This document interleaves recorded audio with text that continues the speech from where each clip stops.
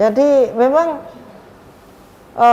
beberapa waktu yang lalu memang sempat terjadi pada puncaknya ya, yang gelombang 1 yaitu akhir 2020 ya gitu.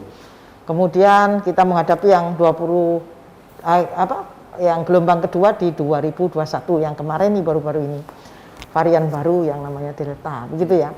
Tapi terus kita berjibaku mulai dari awal pandemi ini menyerang ya di 2020 awal, sudah kita ini secara gotong royong menangani masalah-masalah ini, yaitu kami Forpimka beserta seluruh tim Satgas Kecamatan, tim Satgas Desa beserta seluruh tokoh agama, tokoh masyarakat, kemudian juga Karang Taruna, jibaku menangani bersama-sama masyarakat, yaitu penyemprotan di setiap tempat ibadah, kan begitu ya?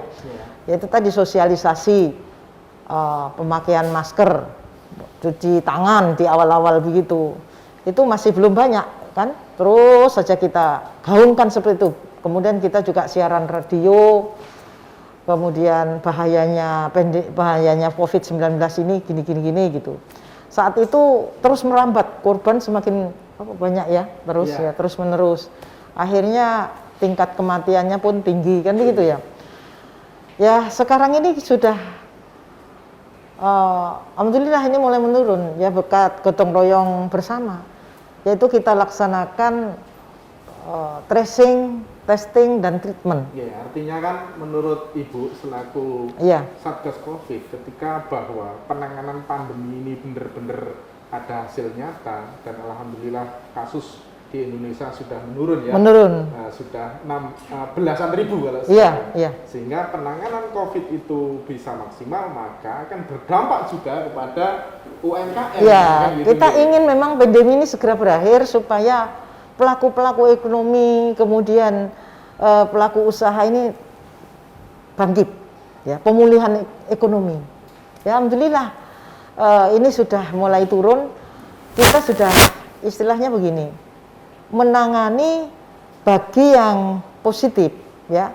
Kita adakan penjemputan yang isoman itu, yang OTG kita taruh di isoter terpusat.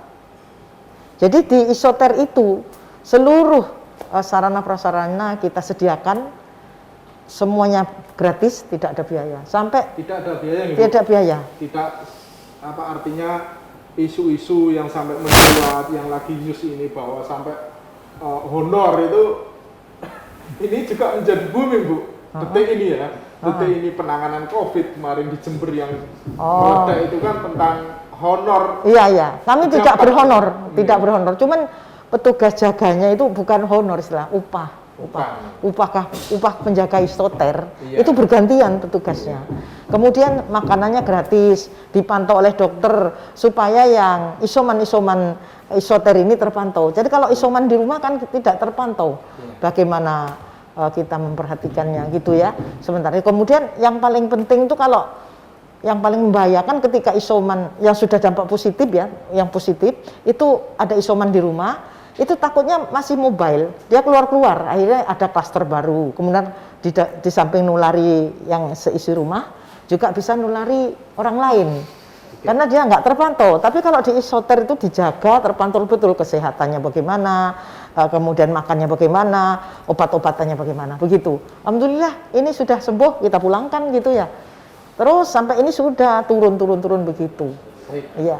Kita lanjut nanti Bu, kita sambung lagi. Pemirsa, bahwa menurut Bu Nani, ini selaku Satgas Covid, bahwa penanganan Covid ini memang harus kita bersama-sama, tidak bisa gotong royong sendiri. Kelompok-kelompok masyarakat ini juga mungkin hari ini juga getol vaksin. Iya, vaksin. Penanganan Covid ini kalau maksimal, angka semakin turun, maka juga akan berdampak kepada pelaku UMKM. Nah, Mas Burhan, dengan kondisi pandemi ini,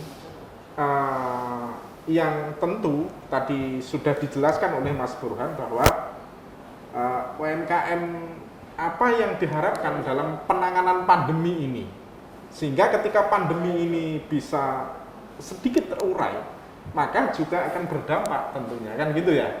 Nah, sementara masyarakat ini harus tuntut untuk hidup bersama COVID. Monggo Mas Burhan. Ya, terima kasih. Kalau ngomong pandemi ini, hari ini kan sebuah keniscayaan lah. Iya. Artinya kita tidak bisa menghindar karena hampir rata-rata seluruh dunia pun merasakan. Saya pun juga mengamini atas upaya yang dilakukan oleh pemerintah selama ini sudah cukup baik.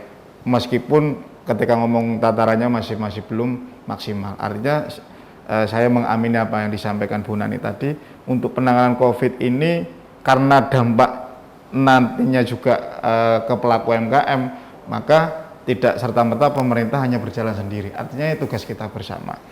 Lantas keinginan kami sendiri selaku pelaku UMKM seperti apa? Ada bentuk stimulus lah bahasanya, baik itu melalui rekanan dari pemerintah kabupaten sendiri dalam hal semisal permodalan yang di situ nilai suku bunganya rendah, sehingga kami tidak terbebani ketika kondisi pandemi seperti ini. Semisal kita masih bisa mengakses dari sisi permodalan, seperti itu. Otomatis kita kalau untuk bergerak lebih leluasa kan kita mustahil Bu, gitu Bu. Ya. Untuk makan saja susah kan seperti itu. Karena semua merasakan, akan tetapi upaya kita selaku pelaku UMKM pun tidak hanya berhenti sampai di situ. Kita tetap berinovasi sesuai dengan apa yang menjadi kreativitas kita, apa yang menjadi kemampuan kita. Yaitu tadi harapannya ada bentuk bahasanya stimulus lah dari pemerintah Kabupaten Banyuwangi sendiri khususnya untuk lebih peduli dan memperhatikan lebih dalam lagi terhadap pelaku UMKM. Mungkin saya tarik ke sini Mas Burhan ya. Mungkin selama ini sudah atau belum Bu ada bantuan-bantuan terhadap pelaku UMKM ini? Sudah. Jadi sementara ini kalau untuk bantuan ini kemarin Ibu Bupati mengucurkan bantuan untuk PKL ya. Untuk PKL dan pelaku usaha kecil-kecil itu. Ya, sudah secara tunai. Tunai langsung diberikan gitu ya. Kemudian di samping ada program-program pemerintah seperti JPS, kemudian dari BTT, ya, BLT itu ada. Terus kemudian kalau UMKM ini, kalau kelasnya ini kan kelas menengah ke atas, itu biasanya ada kan kemarin tuh ada bantuan-bantuan dari kayak dari Bank Jatim, dari Bank. Kemudian di bank-bank juga ada kayak kredit usaha rakyat, KUR dengan bunga rendah. Itu kan persyaratannya ringan. Jadi ada rekom dari camat setempat bahwa ini memang UMKM ini ada usahanya begitu ya. Rekomendasi dari camat setempat gitu ya. Ada rekomendasi camat setempat memberikan bahwa ini si A ini misalnya betul-betul ada punya usaha dengan modal segini. Memang ada. Jadi kami mengeluarkan memang itu untuk sebagai dasar pinjaman kredit usaha rakyat. Artinya Mas Burhan, yang disampaikan oleh Ibu Nani bahwa pemerintah ini menjembatani terhadap permodalan gitu ya. Nah ini kan kesempatan untuk bisa mengakses kira-kira begitu. Monggo, bagaimana ini? Ya terima kasih. Mungkin itu kebijakan baru ya Bu ya. Kalau sudah lama itu. Kredit usaha rakyat itu lama? Enggak, itu kan kalau ngomong kredit usaha rakyat ini kan memang dari perbankan sendiri. Artinya ketika ngomong rekomendasi dari pemerintah setempat, ini kan alternatif baru lah. Artinya mungkin dunia perbankan perlu memastikan juga kan seperti itu. Sudah, kita tadi saya bertemu dengan Kepala Bank Jatim. Ya, bahwa bisa ngajukan usaha kecil menengah itu ya, ngajukan kredit usaha rakyat dengan rekom camat. Rekom camat. Artinya ketika ngomong BI checking itu mungkin nomor sekian lah, karena memang yang hari ini diperlukan oleh perbankan sendiri lebih pada yang punya wilayah kan seperti artinya ini usaha yang benar-benar ada kearifan lokal lah. Ya syukur alhamdulillah kalau memang ada sebuah aturan atau regulasi baru seperti itu yang mungkin kami selaku pelaku UMKM bisa terbantu. Artinya tapi terbatas nggak sampai 50 juta ke bawah. Dengan bertemunya ini kan ada informasi-informasi baru kan gitu ya. Baik, pemirsa Nasional TV dimanapun berada, diskusi kita sudah luar biasa, sudah semakin memanas ini, kira-kira begitu, dan akan kita perdalam yang lebih tajam lagi setelah yang satu ini.